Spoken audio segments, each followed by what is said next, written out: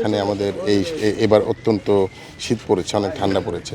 তো সেই অনুযায়ী আমাদের ঢাকা শহরের ভিতরে এবং আশপাশে অনেকে দুস্থ আছে, যারা আসলে ওইভাবে গরম কাপড় পায় না, শীত বস্ত্র তেমন পায় না। তো আমরা একটা উদ্যোগ গ্রহণ করেছি যে যাতে করে সবাই মিলে আমরা সুষ্ঠুভাবে শান্তিপূর্ণভাবে থাকতে পারি এবং যতটুকু কষ্ট সম্ভব কষ্ট লাঘব করে আমার সাথে আমরা একই সমাজে বসবাস করি, একইভাবে যাতে সবাই শান্তিপূর্ণভাবে সুষ্ঠুভাবে সুস্থভাবে আমরা বসবাস করতে পারি, এটার জন্য একটা উদ্যোগ গ্রহণ করেছি।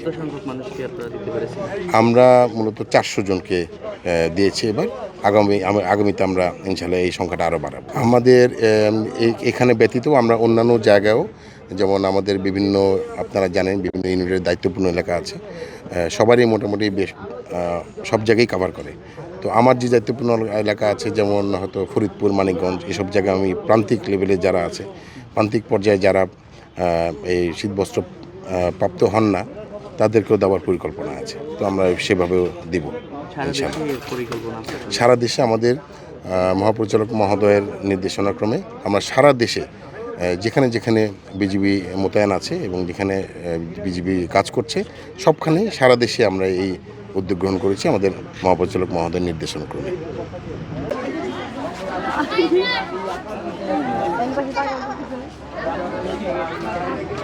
এগুলা কম্বল দিছে বিটিআররা, সরকারের মাধ্যম থেকে আমাদেরকে দেওয়া হয়েছে। কম্বল দেওয়াতে আমাদের শীতটা একটু কম লাগবে। এর আগেও দিয়ে গেছে, এবার কেউ পাইলাম আমরা কম্বল। অন্য কাউরা আসলে আমরা পাই, নাইলে আমরা পাই না।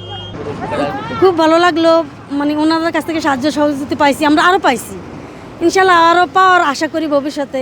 ওনাদের দোয়া করি কি ওনারা ভালো থাকুক।